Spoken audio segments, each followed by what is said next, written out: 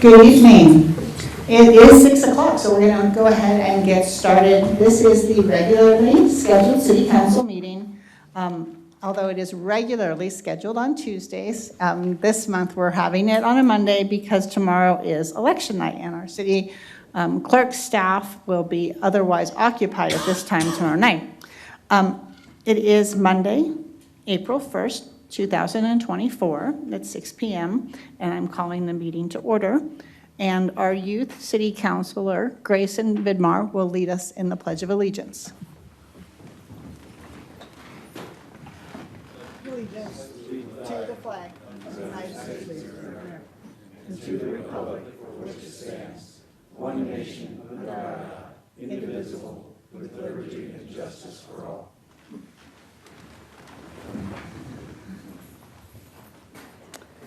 And roll call by the city clerk. Barbara Bynum.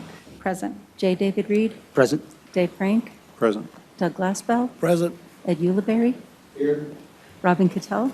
Here. Grayson Vidmar. Present. All city councilors and our youth council representatives are present.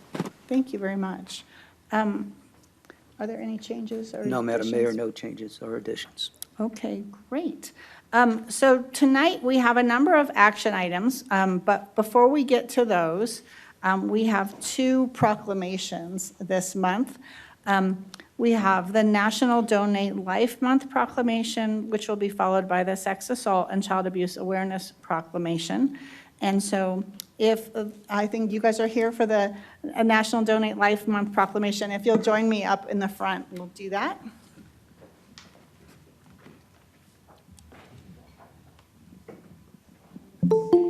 Just stand right over here. What's your name?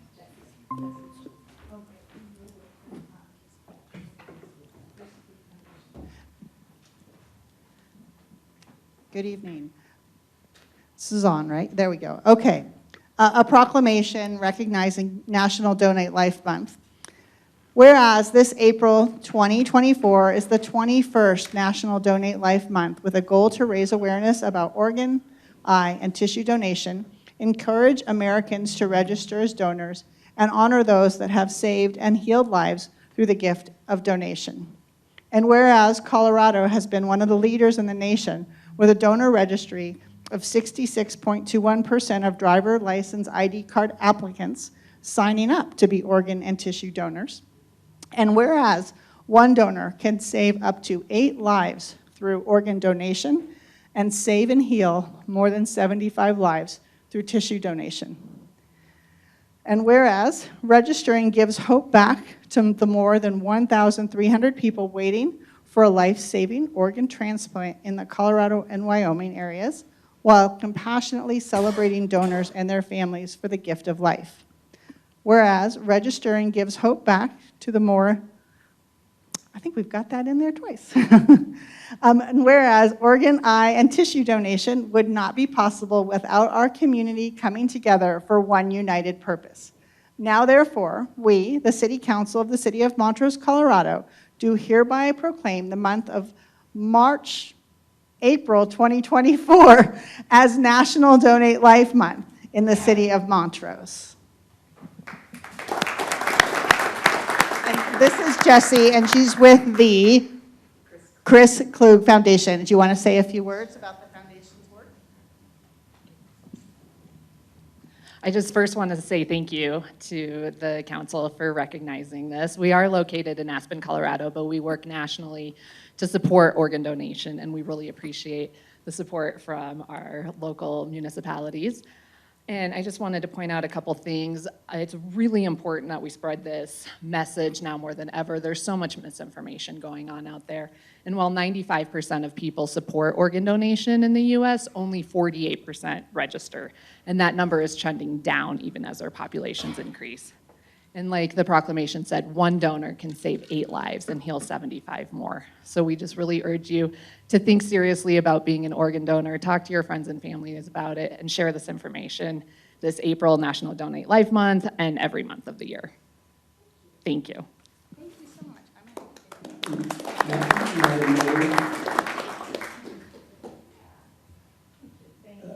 Ma'am? Yeah. I just want to let the lady there know that I went down and got my new driver's license and had them make me an organ donor, and I can tell you from experience, it doesn't hurt. And then can I be joined up here by Nicole Stone with Faultless and everyone else who's here to recognize and be recipient of this proclamation? Come on up and join me.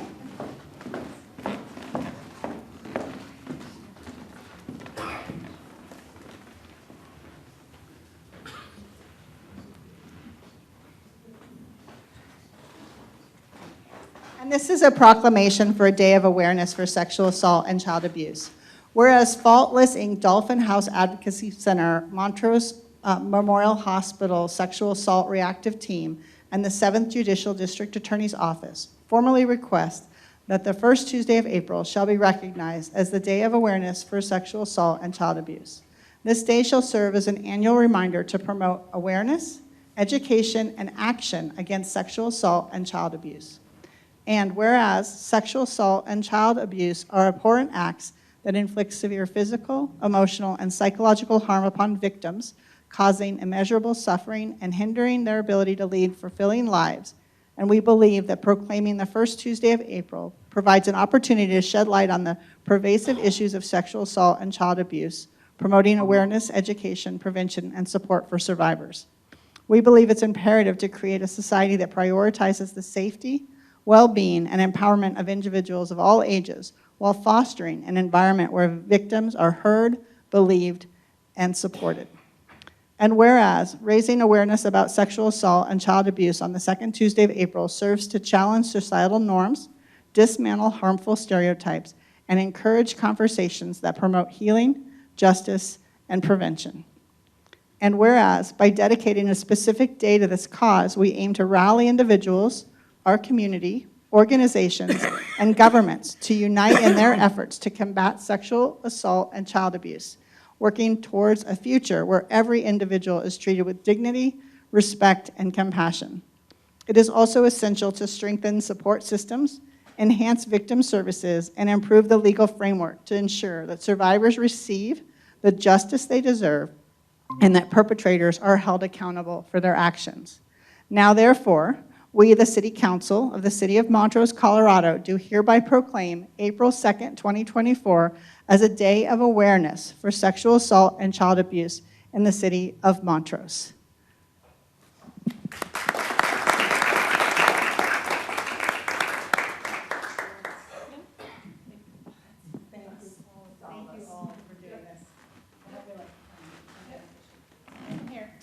Come on closer, you guys.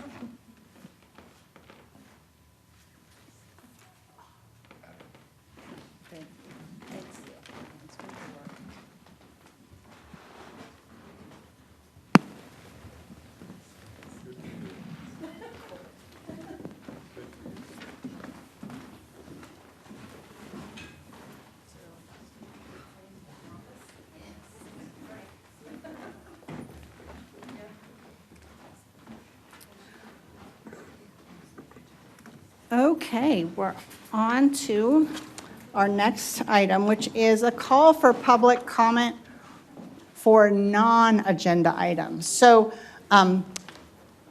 we have agenda items, and we have an opportunity for public comment on all of those agenda items. Is there anyone here, before I read the language, just by a show of hands, is there anyone here who wishes to make public comment tonight on a non-agenda item? That is something perfect. I'm going to read some language, and then we'll have you each come forward. Okay, the call for public comment item is a time when concerned members of the community may publicly voice their concerns and discuss items of interest. Please note that no formal action will be taken on the matters raised during this time. Comments made during this time should be addressed to the council and pertain to matters of at least general importance to the city and its operations.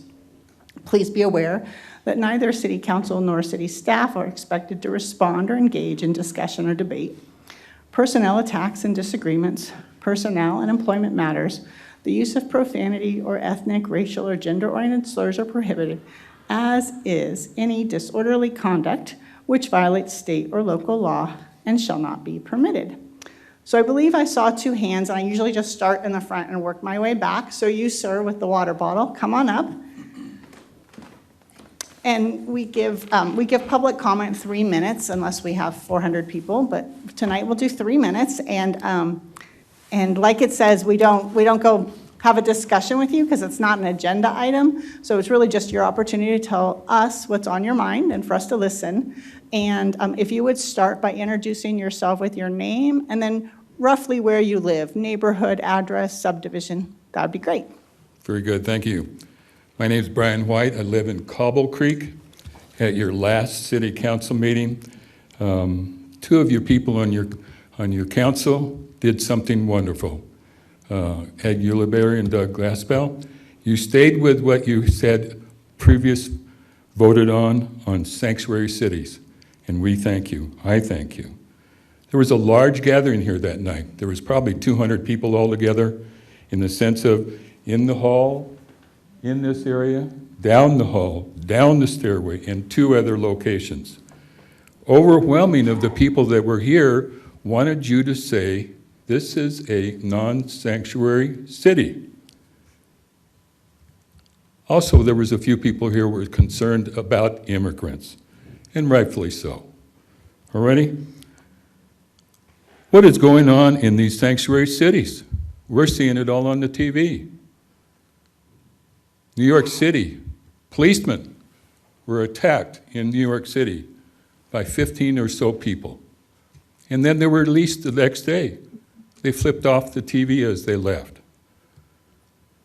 There is 10 million new people that have come into our country. Not all of them are good people. There's 160 countries that these people represent. They're all given free things, phones, food, health care. These things are unbelievable. What is happening to our country? There's a good example of somebody that we all know here that came before you that night. Rex Swanson, a past city council person and mayor. Presently, he is with Neighborhood Watch. He himself say, hey, there's cartels here and in Grand Junction. You know, what the heck is going on? These cities that have sanctuary designation, what's going on? The people, the voters, the taxpayers, they're fed up. They are putting pressure back on people just like you, say, we need to stop this. We need to do something on this. And the people are starting to notice this. Thing will probably happen here in the future. These other cities, they're sanctuary cities, they're going to start pulling things back. Where are these people going to go? That night on March 19th, there were 3 in here that voted, hey, they left the door open. These people, when they start pushing out of these sanctuary cities, they're going to start looking around on their phones. Where can we go that there's an open door? And you created the open door here possibly. Thank you, your time is up. Okay, and then I saw a second hand in the back of the room. Thank you for your time.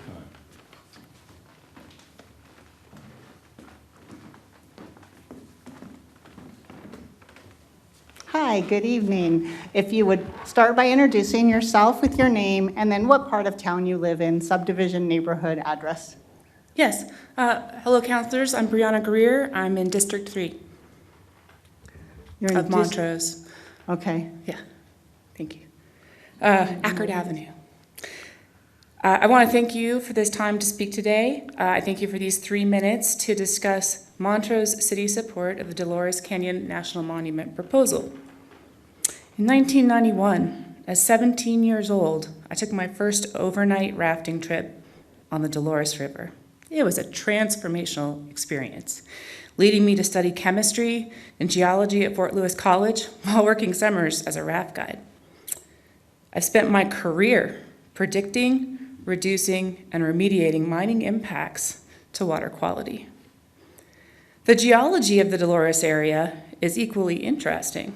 hosting large vanadium deposits in the Uravan mineral belt. Vanadium is a DOE critical mineral. Uranium and copper are also present and key to a lower carbon electrified world. These minerals are necessary for energy and defenses, both ours and our allies' defenses. They are often sourced from high conflict regions with lax environmental regulations and substandard human rights protections. You can see why recent news about the Dolores Monument would intrigue me. As I began to research, I realized I will never know what the Bureau of Reclamation think about this proclamation, what the DoD, DOE, or other agencies think about it, because there is no NEPA process required under the Antiquities Act. The proclamation is signed by a president, and agencies don't weigh in until the management plan is written. I requested the proposal from county commissioners. It contained no map, and Protect the Dolores page proudly proclaimed there was no map. I wondered how acreage and other assertions were being made with no map. A map has since surfaced that is being used to lobby legislature by both Protect Our Winters and Halt the Dolores opposition group. The map suggests the national monument boundaries will restrict the ability to explore and extract for critical minerals, because extraction would require the utilization of leasing rights from the BLM that could be hindered by the national monument. I personally don't believe extraction of critical minerals should be hindered without a NEPA process. Those peoples have pretty backyards too, where we're getting these minerals.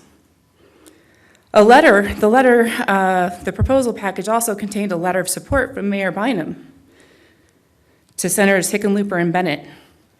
The letter is on city letterhead.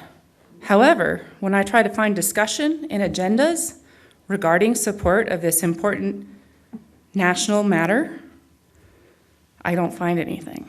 And so maybe I missed something. I'm here to understand how support decision was reached. If not today, then as an agenda item in an upcoming meeting.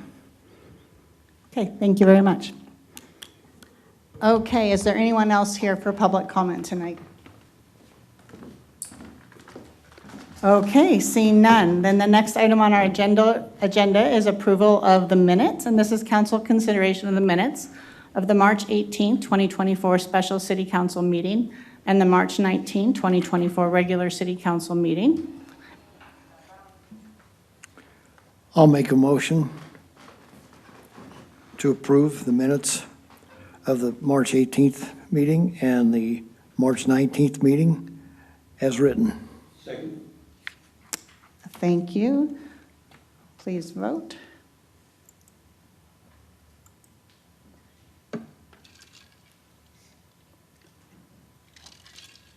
Are you all popping up? Lisa, I'm going to sign in and back out because my vote isn't popping up. Because they surely did the ratio already. Yeah, maybe.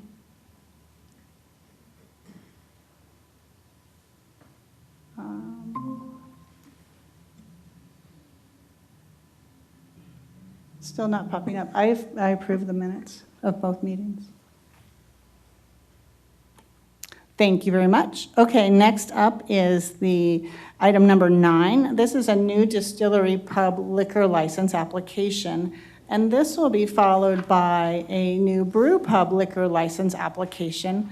And my understanding is that we'll get a lot of this information for the first item that applies to the second, and we won't necessarily repeat all of it. But this is council consideration of an application for a new distillery pub liquor license at 947 Mayfly Drive for Shelter Distilling, doing business as Shelter Distilling to sell malt, vinous, and spirituous liquor for consumption on the licensed premise and to sell spirituous liquor manufactured on the licensed premises and packaged in sealed containers for off-premises consumption.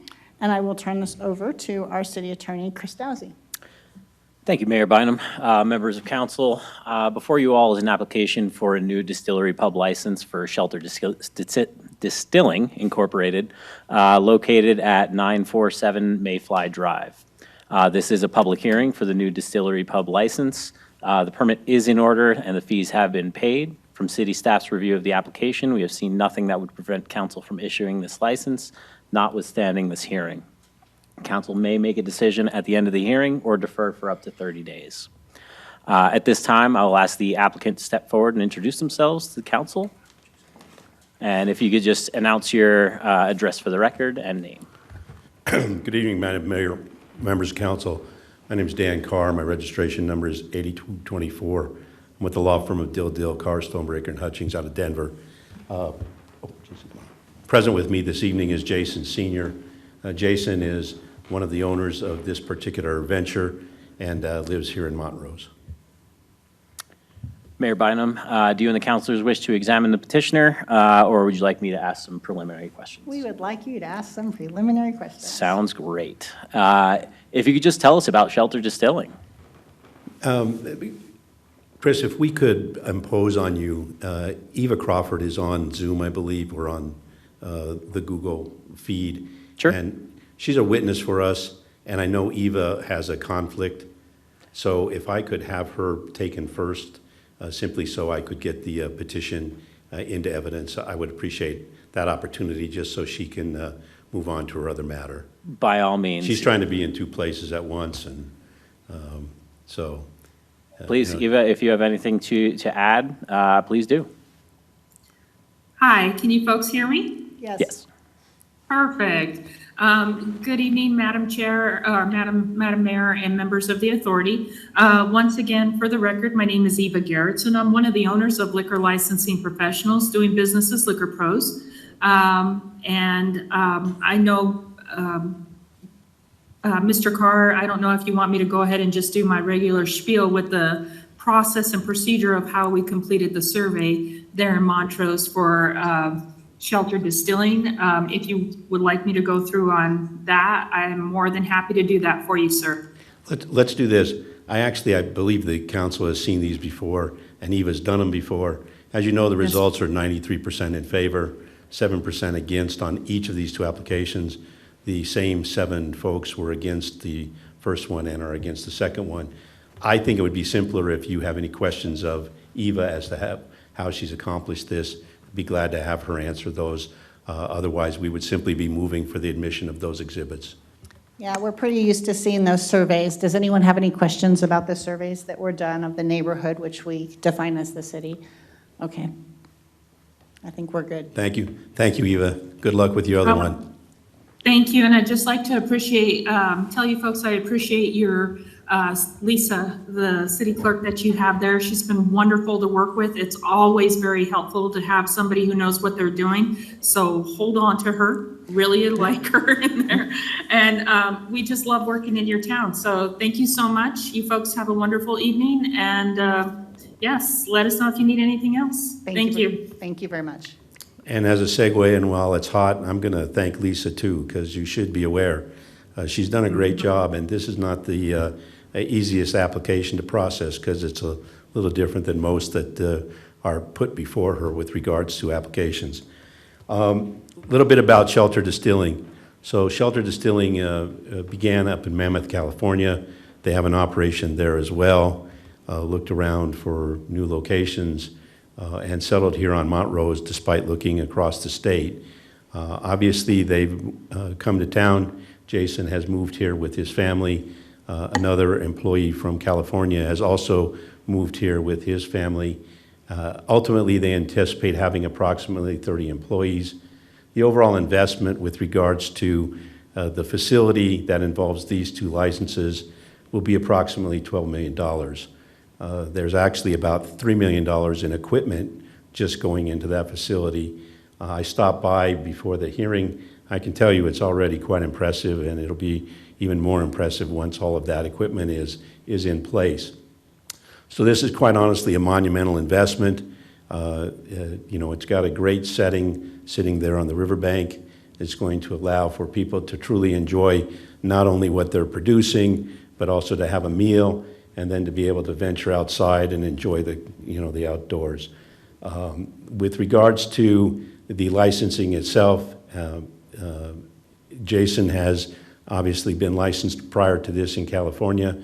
we see absolutely no problems with him or anybody in his team being appropriately licensed in the state.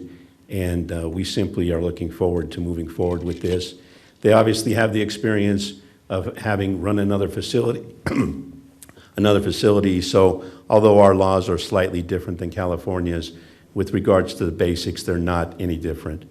So the things that I think the city council would be concerned with as far as who to serve and who not to serve, and when somebody shouldn't be served based upon either where they've already been or where they're at.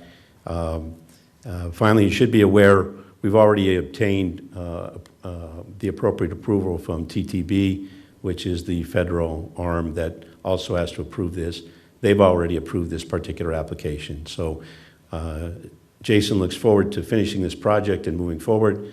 He's hoping to be open in May. And quite honestly, based upon my walkthrough, I don't see how.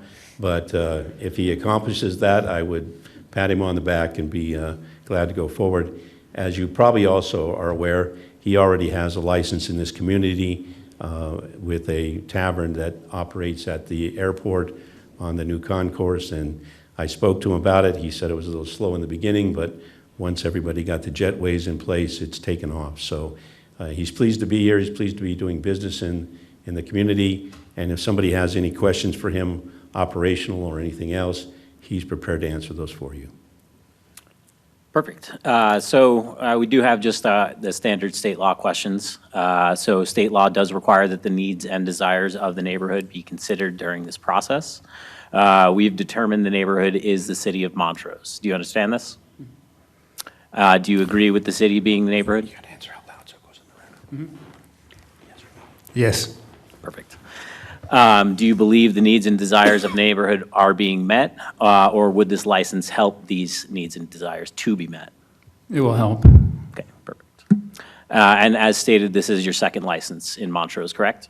Correct. Yep. All right. So state law also requires any additional licenses to one licensee should not put a restraint on competition. Do you believe granting this license would restrain competition in the neighborhood? No, I don't. Are you familiar with the liquor laws of the state of Colorado? Yes, I am. And how do you intend on stopping underage drinking from happening at shelter? Well, the main thing is to card ID anybody that looks under 40 is our policy. Are you familiar that there is a liquor law education and server training classes here in Montrose? Yes, I am. Do you understand that it is the city intends to have all businesses with a liquor license to have their owners and employees take this class? Yes, we will have all our employees. Perfect. So you'd be willing to commit to the council today that if the license is issued, you, as the licensee, the managers, and all servers would attend such trainings as soon as possible? Yes, definitely. Well, thank you. Mayor Bynum, council, do you have any further questions? Questions? I think the question that I have and the whole community has, Jason, is when are you going to open?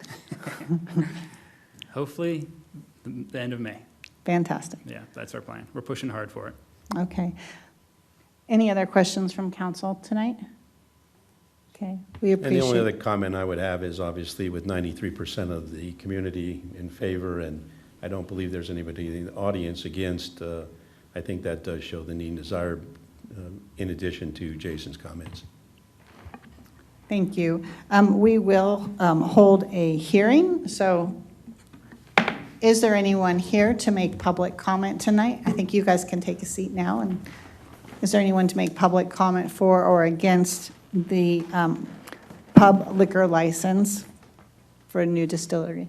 Seeing none, I'll close the hearing and would entertain a motion from council.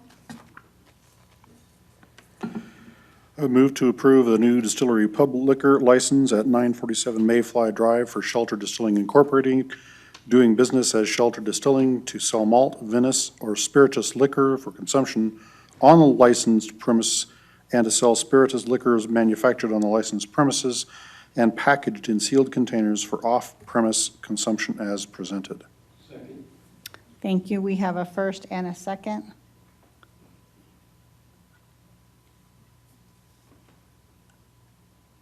I vote in favor.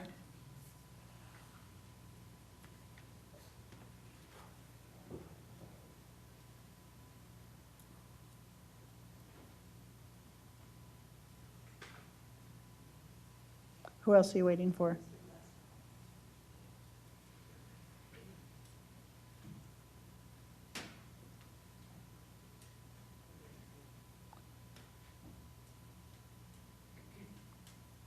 How do you vote?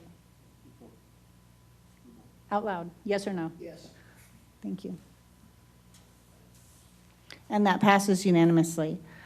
So that brings us to the second item for Shelter Distilling, which is a new brew pub liquor license. And this is council consideration of an application for a new brew pub liquor license at 947 Mayfly Drive for Shelter Distilling, Inc., doing business as Shelter Distilling to sell malt, vinous, spirituous liquor for consumption on the licensed premises and to sell malt liquor manufactured on the licensed premise and packaged in sealed containers for off-premises consumption. And I'll turn it back over to our city attorney, Chris Dowsey, and we'll go through some of this again per legal requirements. Thank you, Mayor Bynum.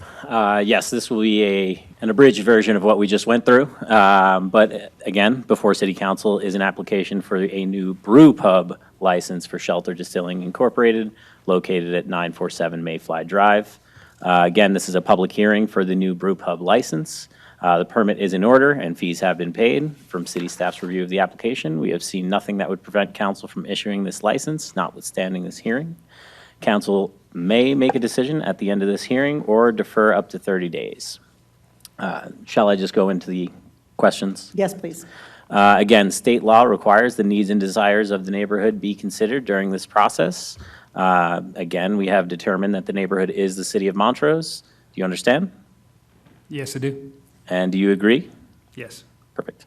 Do you believe the needs and desires of the neighborhood are being met, or would this license help? This license will help. Perfect. And do you believe that granting this license would restrain competition in the neighborhood? No. Those are all the legal questions that I have to ask, so thank you. Thank And you very Madam much. Mayor, just for record, we would simply ask that council take notice of the prior comments that I made during the prior presentation, and also take notice of the remaining questions that Jason had answered with regards to those other questions. I believe that's adequate for the record. And again, obviously, the need and desire is met by the petitions. Thank you very much. Council, any additional questions on this second license for the same location, the same business? Okay, seeing none, then you guys can take a seat, and I will ask for another hearing, which is to open a hearing and accept any public comment on this item. Seeing none, I'll close the hearing and would entertain a motion. Madam Mayor, I move to approve a new distillery pub liquor license at 947 Mayfly Drive for Shelter Distilling Incorporated, doing business as Shelter Distilling, to sell malt, vinous, and spirituous liquors for consumption on the licensed premise, and to sell spirituous liquors manufactured on the licensed premise and packaged in sealed containers for off-premise consumption as presented. I'll second that. Thank you. Please go ahead and vote.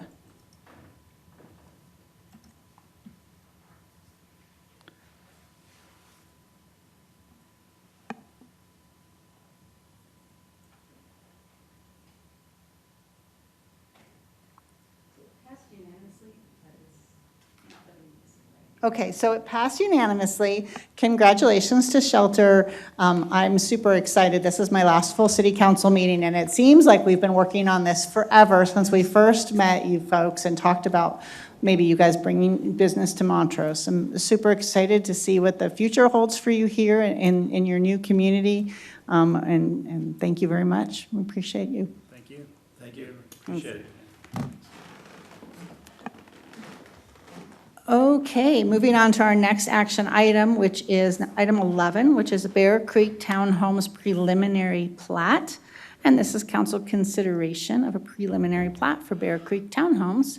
And William Reese, our city planner, will tell us more about that. And Madam Mayor, I will recuse myself from consideration on this matter. Okay.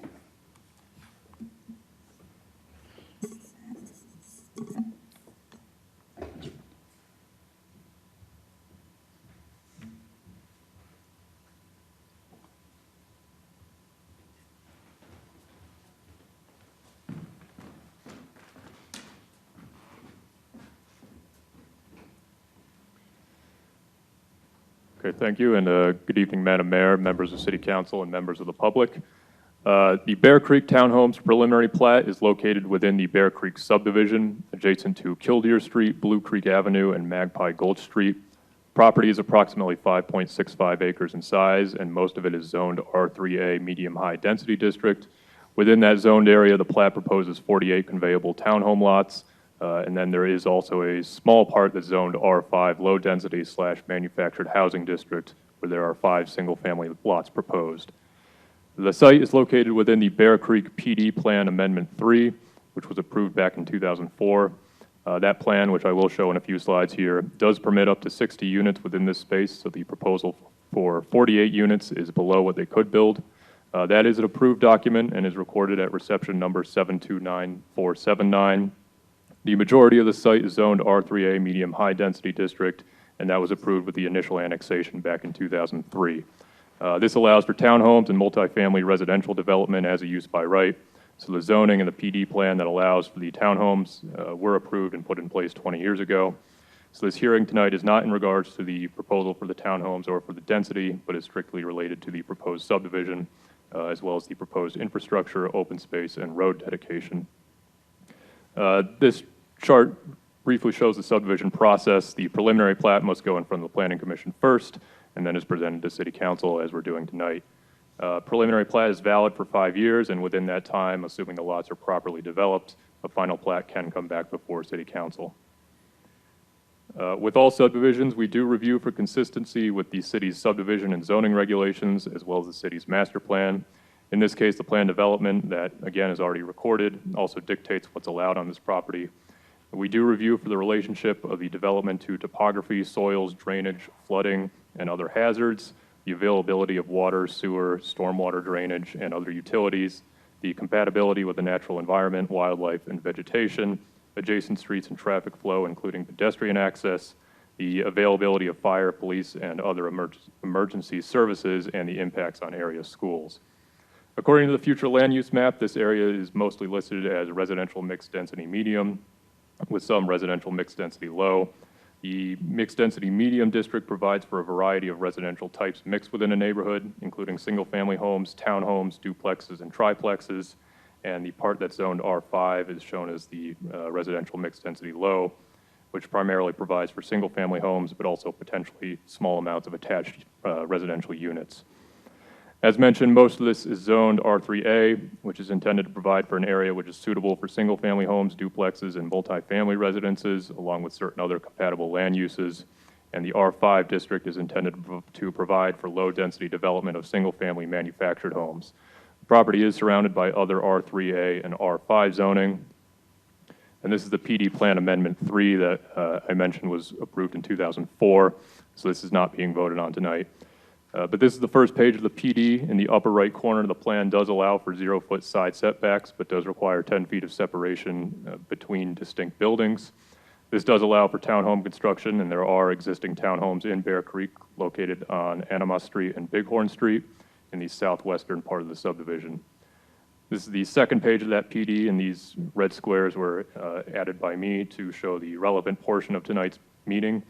The square on the left is the area that we're talking about, blocks 19 and 20, and each block is divided by 6 lots. The PD allows for each of these lot areas to have a maximum of 5 units each across 12 of these lot areas, and so that equals a theoretical maximum of 60 units. The proposal tonight is for 4 units on each of these blocks for a total of 48 townhome units, and then the 5 single-family homes. And this is the actual plat that's being considered tonight. This first page consists mainly of the standard plat notes and signature lines, which are pretty standard across all of the plats that we review. And the second page shows the proposed lot lines of the subdivision itself. Again, the developer does have the use by right to build the townhomes, and the density was previously approved, so this proposed plat determines whether these townhome units can be individually conveyed. And then this plat also proposes the open space dedication as standard here, as well as the road dedication required to service this subdivision. In summary, staff finds that the preliminary plat is in compliance with the subdivision regulations and the comprehensive plan. The proposal meets the intent of the R3A and R5 zoning districts, as well as the Bear Creek PD Plan Amendment 3. This was presented to the Planning Commission on March 13th, 2024, where the Commission made a unanimous recommendation of approval. Staff recommends the conditional approval of the Bear Creek Townhomes preliminary plat, the standard condition that we recommend for all preliminary plats as shown on this slide here. And that concludes my presentation. I'm happy to answer any questions. Thank you very much. Council, any questions on this? Okay, well, we do receive public comment on every item before we vote. So is anyone here to make public comment about the Bear Creek Townhome preliminary plat? Okay, seeing none, I would entertain a motion. I'll make a motion to approve the Bear Creek Townhome preliminary plat expressly conditioned upon city staff ensuring that all policies, regulations, ordinance, and municipal code provisions are met, and the applicant adequately address all of staff's concerns prior to execution of the final plat. The city staff is not authorized by this approval to execute the final plat prior to all conditions being satisfied. Thank you. Please vote.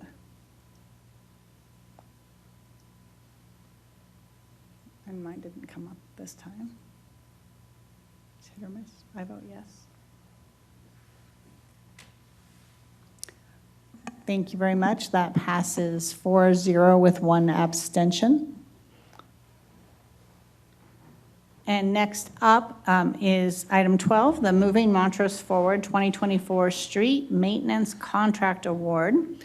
And this is council consideration of $4,100,000 in expenditures for completion of the Moving Montrose Forward 2024 contracted street maintenance project. This includes the award of a construction contract to Mountain Valley Contracting in the amount of $3,850,000 and up to $250,000 in reimbursements to FCI constructors for drainage and alley improvements on South First Street and Park Avenue. And I will turn this over to City Engineer Scott Murphy. Thank you, Madam Mayor. So no changes since we discussed at work session, but I'll do a quick overview for anybody who's joining and primarily focus on the map so people can understand where a lot of the work will be taking place. As you mentioned, 4.1 million. So this is part of the larger MoveMo effort, which I'll dive into the tables on the budget here in a minute. But this year's kind of primary street maintenance contract, which is the rebuilds, overlays, sidewalks, curb redos, a lot of the more invasive or larger scale work, compared to the previous contracts we awarded were the surface treatment work. But, starting in 2018 was a renewed focus on street maintenance, throwing a lot of resources towards that. We're kind of proud to present this map. This map shows a lot of what's been done since 2018. So all the roads shaded in that kind of brownish color are things that have either received a rebuild, or large overlay, or a surface treatment project since starting in 2018. So a long ways to go, but we've made really good headway, I feel like we're getting some great traction on the street maintenance front. This year's work will focus kind of on the original town plat south of Main Street. The city's broken up into various zones to kind of comprehensively try and work towards all the street maintenance, where you start with your patching and crack sealing, some of your more routine work that's done in-house by our streets crews. Then when that's done, we can come in and do surface treatments, which are typically contracted, or some of these larger rebuild, which are contracted as well. We don't do a lot of the larger contracted projects, just given, it's really intense and for 5 months or 6 months out of the year. So it doesn't make sense to staff that and do that in-house and bring on all that equipment. So this kind of work we bid out to the public. This year we received 4 bids for the work. The lowest bid was Mountain Valley Contracting. You will notice, I think I forgot to mention this in the work session, but their bid's a little lower than the 3.85 we're recommending. We set these all up to have unit rate items for all the work, so like per foot of curb, per ton of asphalt, all these various things. And so in order to utilize all of the budget that is there, we can kind of expand or contract as necessary. This year, we got a really good competitive bid, and we're able to add a street or two that we thought maybe we won't be able to afford with prices doing what they're doing. So also a hope that maybe prices might be getting better, which has been a hope of ours for many years now. I don't want to, I guess I did just say that out loud, but it could be happening. This was a really good bid, a lot better unit rates than what we thought. So we're excited about that. As far as the general work, the largest, kind of most invasive will be probably the work on South Fifth, it's getting a mill and overlay. We're fixing some of the drainage issues. So all the streets in blue and red there are overlays or rebuilds. Shown here in the legend, let's see, or blue and purple, sorry. Cape Seal are the red, and slurry seals are the green that were approved previously. So you can see we're trying to hit, just about every street. Our department does the design on these. Ryan Cushion's responsible for all this design. He kind of starts with our streets department of where they think, are starting in the area, and then from our streets department, where they think the priorities would go. Then after it's turned over to us, we go out and do a lot of the recon work to make sure all the treatments that are proposed make sense, adjust if needed, collect data on utilities, pavement thicknesses, base issues, all these things to kind of fine tune the design. And I will say, just because a street's getting its touch doesn't mean it's all going to be brand new. And that's an unfortunate reality of, we would rebuild them all to a modern standard if we could. But in some cases, if, a curb's got or if there's a crumbling curb, but it's got a mild dip in it that, we're still going to have a nice new curb, but we still have a puddle, kind of those things that we have to put our resources where they're actually going to fix the problems. Because some of those have to be saved. If they have more larger invasive repairs, it would be a rebuild in order to fix some of the grading and drainage and things of that sort. So, and then pedestrian connections are made where meaningful, where you have just a missing link, where right-of-way is available, things of that sort. So a lot goes into kind of framing how it's all done, and it's kind of agonizing. It's like, I think the analogy I used at work session was it's like choosing your favorite child. Because you want to do them all, but there's just realities to what we can do. So hopefully people, and that being said, a lot of the ones we have been able to do over the years, people have generally been pleased, and we're excited to see the uptick, and we try and find that sweet spot, aesthetics, performance, and using our dollars wisely within this area. I'll kind of transition into the budget. So this is, again, part of the larger overall MoveMo umbrella. So between the capital fund, which had $5.25 million allocated, and then the water and sewer funds, between the two, we have $650,000 allocated. I will say those are kind of placeholders at budget time, because we don't know until we know exactly what streets are going to be done, and then get into the utility data to determine which ones need replacements, which ones, or what the budgeted amount will be. So this does include some water line replacements this year, but no sewer. The water line replacements are taking place on South Fifth between Junction and San Juan, so near the middle school there. That'll work will wait until school's out, obviously, to get it done, and then they have a milestone to have it complete and open to traffic before school starts back up again. Another replacement is taking place on South Nevada, which was one we tried to get to last year, but they ran out of season, so I'm carrying that over. The next table within the packet is where all of the dollars are going.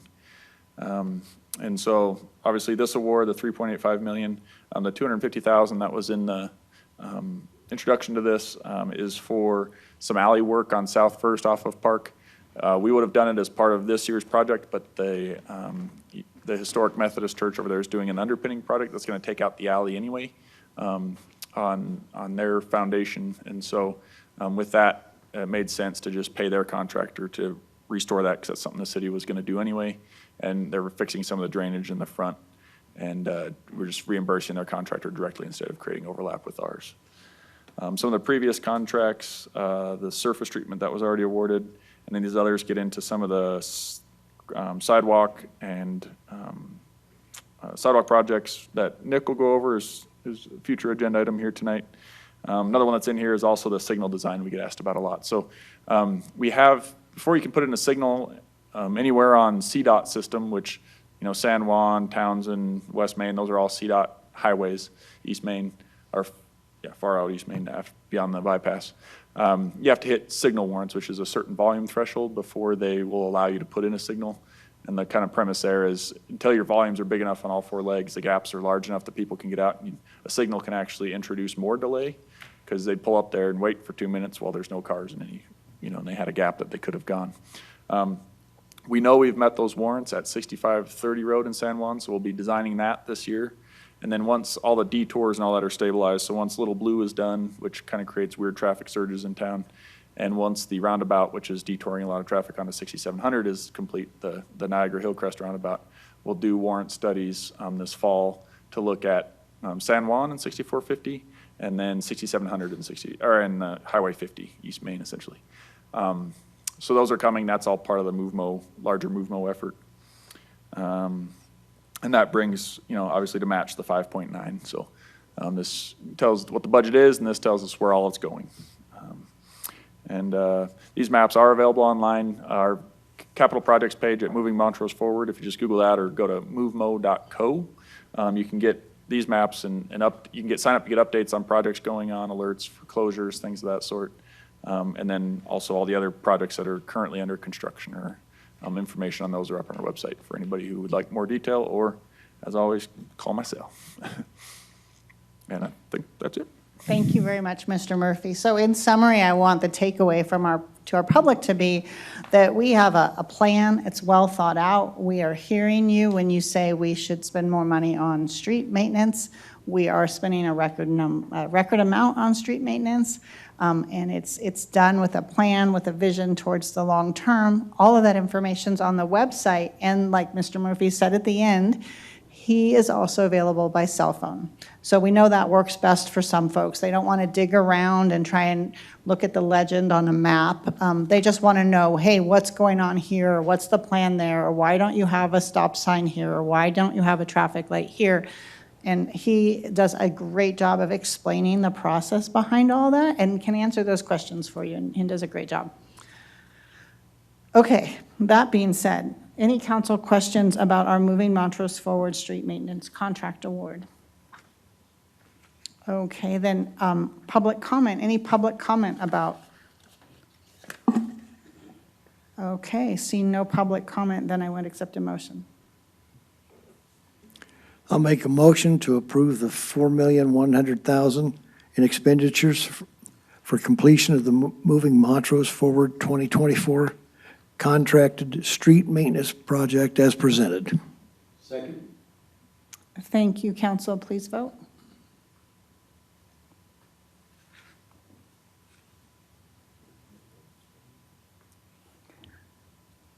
If you don't have a vote screen, then vote out loud. Yes. And that passes unanimously 5-0. Thank you. Next up is item 13, the 2024 Sidewalk Improvements Project Expense Authorization. And this is council consideration of the authorization of $150,000 for sidewalk improvements as part of the 2024 MoveMo project. And I'll turn this over to Street Superintendent Nick Pridey and Public Works Director Jim Scheid. Thank you, Madam Mayor and members of council. I bring before you today a project expense authorization in the amount of $150,000 to remove and replace city sidewalks for the final phase of maintenance in Zone C. So if we look here on the map, oh, sorry, let me get reconnected here.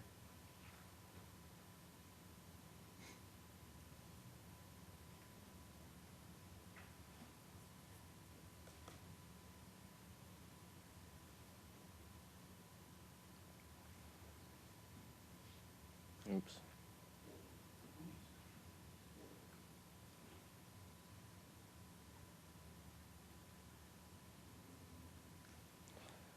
All right, sorry for that. Uh-oh. It's for the... It just went away again. Right? Technical difficulties here. So Zone C is located geographically between East Oak Grove and Ogden, all the way from 6800 to Townsend Avenue. This year, we'll be utilizing our on-call concrete services contracts to perform this year's sidewalk replacements. This process ensures that we have multiple contractors available for all city staff to use in our concrete projects. Last fall, we had a detailed survey done of Zone C after the completion of our sidewalk grinding phase late in the fall. This gave us a list of areas that needed grinding for trip hazards and stones that need total replacements. This year, the grinding is budgeted through our Streets Division maintenance budget and is not a part of this particular action item, but it is to be completed in June of this year. At that time, we will have a detailed survey done of Maintenance Zone D, which will follow later this fall. Work is going to be offered to the most cost-effective bidder First, if that contractor is unable to accommodate the work, the project will be presented to the next lowest bidder until a contractor agrees to take that scope of work. This year we had various concrete projects that are in store, as Scott mentioned. Wanted to go through a list here just for the record. We have this document here, which is $150,000 of sidewalk replacement that will happen in Zone C. We have our regular 50-50 sidewalk replacement program, which is offered to the public. We have a budget of $50,000 for that. We have an ADA accessibility program with an additional $50,000. We have some Main Street sidewalk improvements that is a part of the City Hall facade project at $125,000. A South First sidewalk improvement, which is just down here on the corner, is part of Rathbone at $50,000. Missing sidewalk link on South Fifth at $25,000. Main and Lot sidewalk improvements, which is part of the new off-road dealership that's going in off of Main and Lot, if you guys have noticed that. There's got some great improvements that have happened on that corner.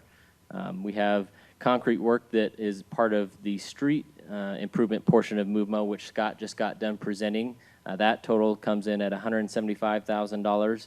And we have some concrete trail improvements that is part of our parks maintenance budget at $20,000. So all in all this year, we're seeing a total of $727,000 for 2024 in sidewalk improvements, which makes it one of our largest concrete repairs, our replacements of the last few years. With that, that concludes my presentation, and I'd be happy to answer any questions you might have. Thank you very much. Any questions from council about the 700? Well, either we're approving tonight 150,000 or in total $727,000 on sidewalks. I think we could do questions about either one tonight, although the vote will be specific for the 150. Okay, don't see any questions. So are there any public comments about the sidewalks? Okay, see none, then council would accept a motion.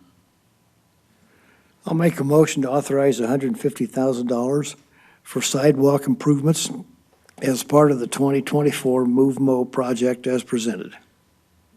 Second. Thank you. Please vote.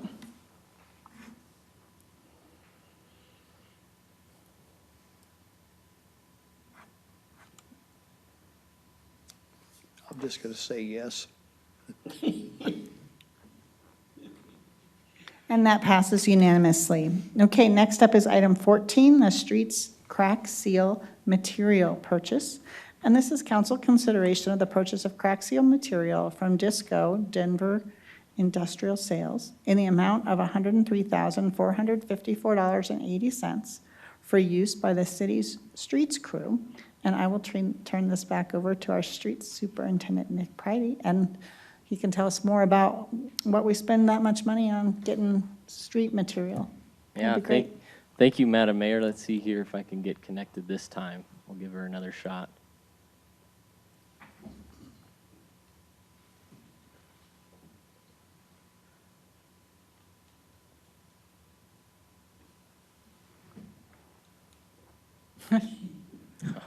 Whatever button you push at the end, don't do that one. I don't know.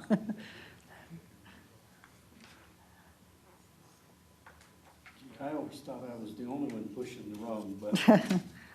Yeah. I just want to make sure we get to see a picture of a dump truck by the time we get to item 18, so.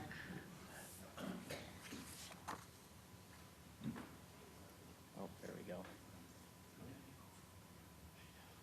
I'll just click on here. Hey, that looks great. All right. Thanks, Greg. All you had to do is walk over and scare it. IT support to the rescue. Okay. All right, so before you today is a crack seal material purchase recommendation. The cost associated with this crack seal material is $103,454.80 to utilize during our in-house maintenance work for Zone E, which is located here. It's between Niagara and East Oak Grove. The Zone E is approximately 33.7 lane miles. Crack seal material needs were estimated last year after we finished patching Zone E with over 3,500 tons of asphalt. The product we are using comes with a sole source waiver recommendation for a low-tack Type 1 material, which is chosen due to its compatibility with our existing Craftco equipment and our unique climate here in Montrose. Crack sealing happens directly after our patching phase to ensure all new street patches are sealed. It also happens directly before any streets receive a surface treatment, which would happen in the following year during a MoveMo, which is what Scott just got done presenting. There's been no other changes to this recommendation. With that, that concludes my presentation. I'd be happy to answer any questions you might have. Great, thank you. Council, any questions about the streets crack seal material purchase? Okay, is there any public comment? Okay, then a motion. I move to approve the purchase of crack seal material from Disco Denver Industrial Sales in the amount of $103,454.80 as presented. I'll second that.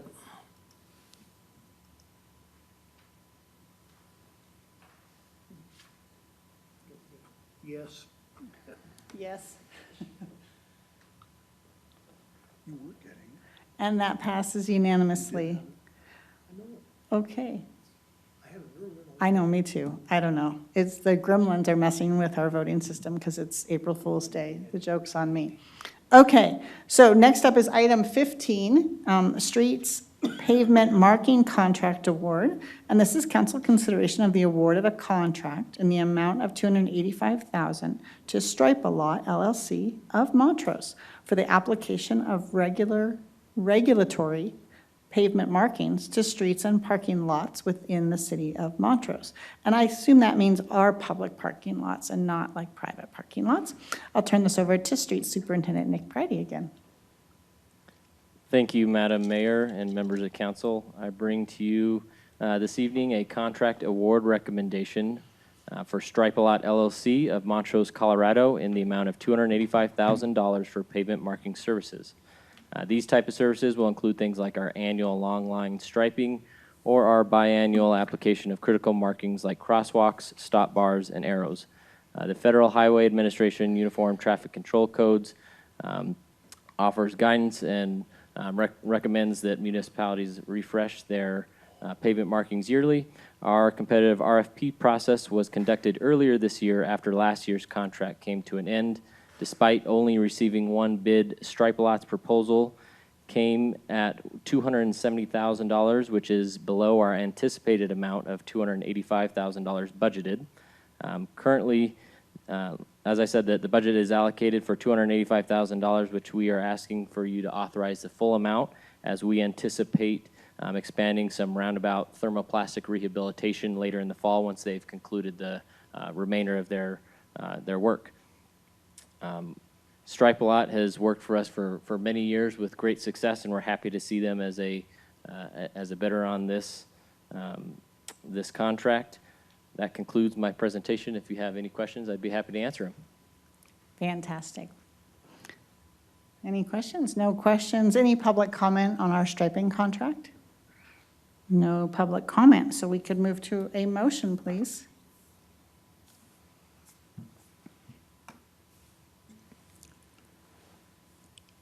I'll make a motion to award the contract an amount of $285,000 to Stripe a Lot LLC of Montrose for the application of regulatory pavement markings to streets and parking lots within the city of Montrose as presented. Thank you. We have a first and a second, so please try and vote. Hey, I got that one.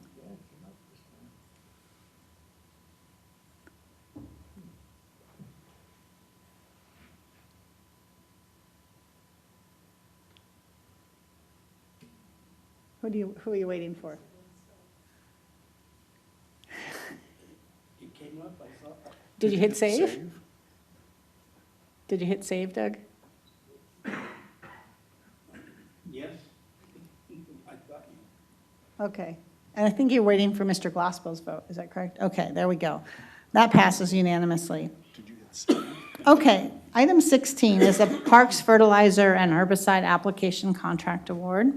Council consideration of an award of the award of a contract in the amount of $110,000 for parks and vacant lot fertilizer and herbicide application to Aspen Save a Tree of Ridgeway.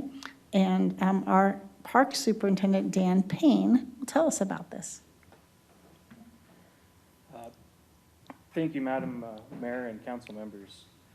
This award, contract award recommendation will help park staff by spraying fertilizer and herbicide on 149 acres of turf and in also 18 city-owned vacant lots. Fertilizer and herbicide are applied twice annually, once in the spring and once in the fall, and both are essential for a greener, healthier turf that all our citizens can enjoy.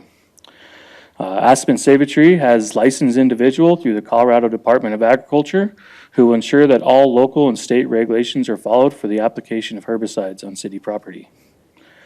An RFP was released and we received 5 bids that met all the requirements and were considered qualified.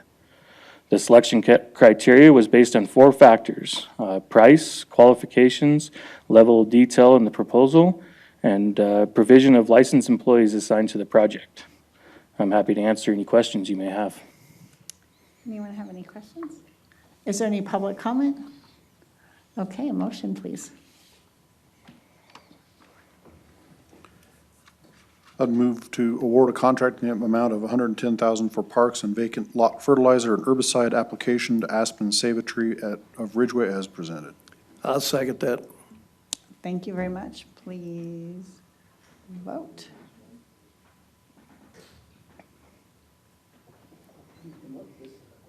Yes. And that passes unanimously. Okay. Item 17, Parks Turf Maintenance Contract Extension. And this is council consideration of the extension of a contract in the amount of $138,000 with Green and Barrett of Montrose for Parks Turf Maintenance. Park Superintendent Dan Payne. Thank you. This contract extension is for 75% of the turf care in our city's parks, not including Sunset Mesa and Cedar Creek Cemetery. We chose to keep Sunset Mesa and Cemetery in-house because the level of service and juggling the numerous events can be better managed. The services they'll provide will be mowing, trimming, edging all the sidewalks, cleaning up trash. They'll do biweekly irrigation checks. And we issued this RFP last year for this service. We have good experience working with Green and Barrett since 2017. They have been the primary maintenance contractor since 2019. This contract has an exceed with a maximum of $138,000, which is what is included in the 2024 budget. I'm happy to answer any questions you may have. Thank you. It looks like Mr. Uleberry has a question. What's the amount of acreage that they're maintaining for the city? Do you have that? Just curious. So I don't have it total in front of me. okay, that's fine. Any public comment on our Parks Turf Maintenance Contract extension? Seeing none, would entertain a motion?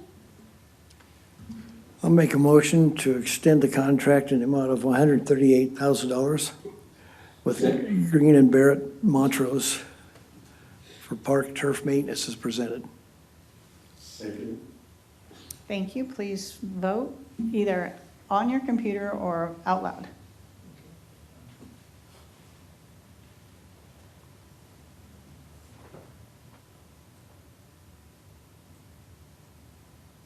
And that passes unanimously. Okay, last on our action item for tonight and for my time on council, we get to buy a dump truck, it looks like, or at least consider buying a dump truck. This is item 18, 2024 dump truck purchase. City Council consideration of the purchase of one Western Star dump truck from Transwest Truck Trailer RV in the amount of $219,311. And our fleet superintendent, Shane Brandt, and will tell us about the dump truck. Thank you, Madam Mayor, City Council. Can you hear me? Yeah. Thank you. Today, I'm asking you to consider the approval of one Western Star dump truck from Transwest for a total amount of $219,311.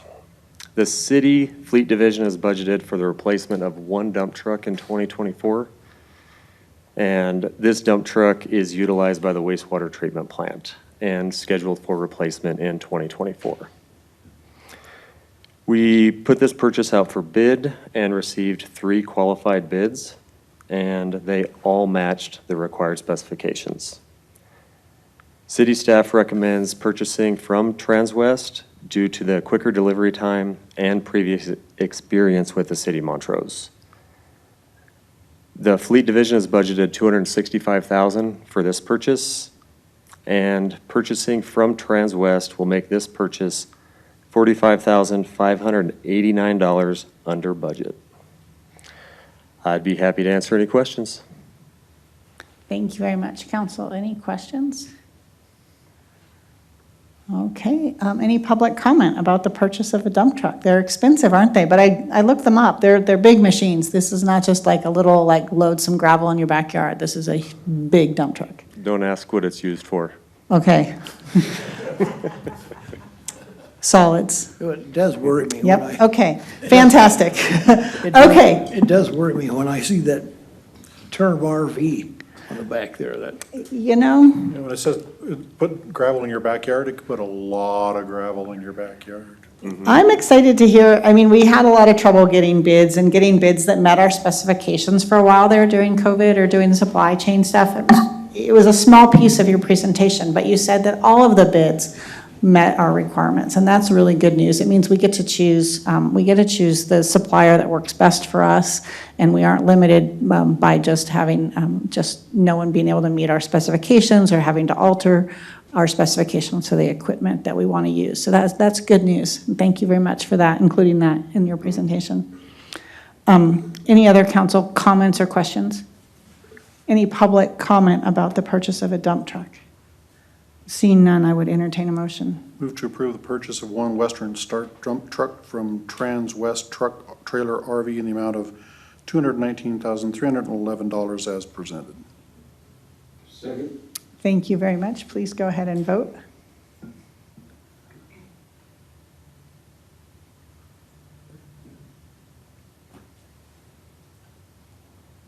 And that passes unanimously. Thank you very much. So now we'll move on to the non-action, non-voting part of our agenda tonight. And that would be staff reports. And we'll start with the sales use and excise tax report by our finance director. Is Shani presenting this tonight? Okay. Shani is remote and she is presenting the sales use and excise tax report for us tonight. Good evening, Madam Mayor and City Council. Tonight I'm presenting the January sales use and excise tax report that I will present to you remotely. Can you see that? Yeah, almost. It's coming. There we go. Okay, perfect. All right, so this is the January 2024 report.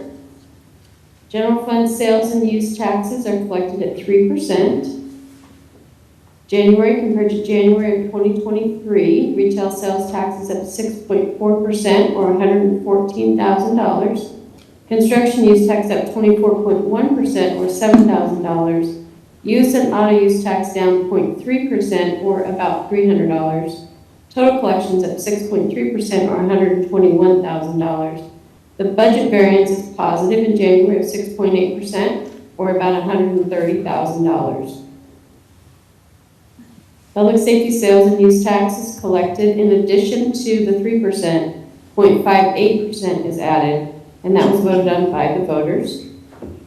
January compared to January of 2023, retail sales taxes up 7.1% or $24,000. Construction use tax up 24% or $1,000. Use and auto use tax down 0.3% or about $66. Total collections up 6.9% or $25,000. Positive budget variance in the public safety sales tax at 10.5% or approximately $37,000. Montrose Recreation District adds 0.3% to our sales tax. In January, we collected just over $200,000 or 6.9% more than we did in January of 2023. Excise taxes, hotel excise tax adds 0.9%, restaurant excise tax adds 0.8% to our sales tax rate. In January compared to January of 2023, hotel excise tax is at 33.6% or $2,000.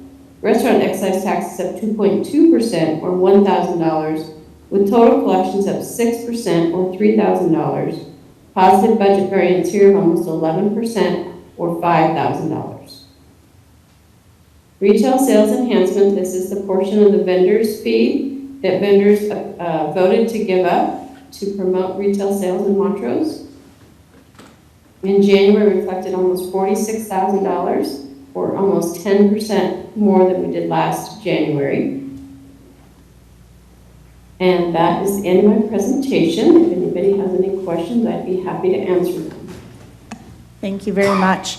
Any questions about the sales use excise tax report? Doesn't look like it. Thank you very much for that presentation. Additional staff updates tonight? Lisa, can you give one about elections and how that all works? Absolutely. We have about 23 hours and 45 minutes for you to return your ballot to the city. It's important to note that if you still have a ballot, please do not mail it. It will not get to us in time. All the ballots must be received by the city clerk's office by 7 p.m. tomorrow, April 2nd.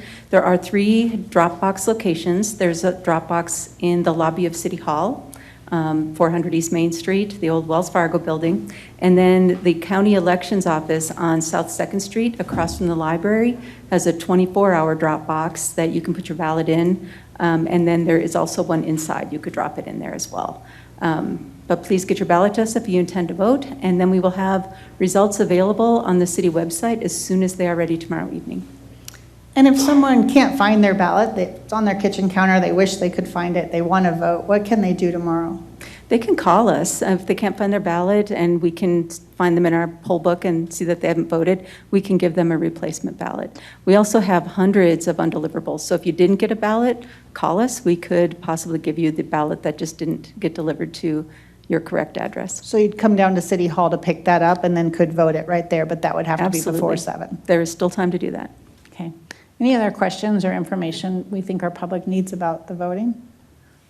I'll add something, which is it's one of the few things that you have to live in city limits to participate, is either being on council or voting in city elections. Really, there's very few other things that we limit to city residents because we kind of think of the Montrose community in a greater sense. We run the city on sales taxes, not property tax. So we feel like everyone participates, and we welcome comments at public comment from folks that live in the city, out of the city. We don't make that distinction. But when it comes to serving on council and voting, so some folks might say, oh, I didn't get a ballot, and they might not have paid a lot of attention, but they might not live in the city. So that might be an issue. And like I said, it's one of the few things that we limit to city residents by law. Okay. Any other staff comments or reports tonight before I go to Youth Council? Okay, Youth Council, Grace and Vidmar, how are things going on Youth Council? Can you tell us a little bit about what you guys are up to? Absolutely. Good evening, Council. The Youth City Council has 2 topics to report on tonight. First, our food drive. All 6 locations which we talked to have agreed to work with us, and we've collected more food than we actually expected. So that's going excellent. We will pick up food on Thursday this week, and we will volunteer to package and ship out that food. Also, our trip to Denver, the legislative trip, will be from the 10th to the 12th. And we will go on a Capitol tour, and we'll meet with state legislators and other high-ranking officials. Fantastic. Have a great trip. Okay. Good job. Thanks. It sounds like the food drive is really successful. That's fantastic. Do you want to tell folks, they just have a couple more days, but do you have those 6 locations? I have some of them. You can check our Facebook page for all of the locations, but we have the rec center, the library, actually downstairs in the visitor center, just off the top of my head. Okay, and then I think also City Hall, and I think also Fabula. There's a store on Main Street, I believe. And yes, Mayor. Anyone else think of one more that we're missing? Okay, but they're on Facebook. Fantastic. Oh, yeah. Oh. The last one is. The last one is? Pure kindness. Awesome. Pure Kindness, which is just north of the high school, right? Kind of near Coffee Trader on near the Coffee Trader that's on South Fifth. Yep. In a little house with a sign that says Pure Kindness. Block or two north of Coffee Trader. Block or two north. Okay, fantastic. Great locations. If you've been meaning to clean out your pantry and or go to the grocery store and make a purchase, the Youth City Council would appreciate that. Council comments. Okay, fantastic. Then a motion to adjourn. There, you're all fast on that motion. Okay, thank you. We are adjourned.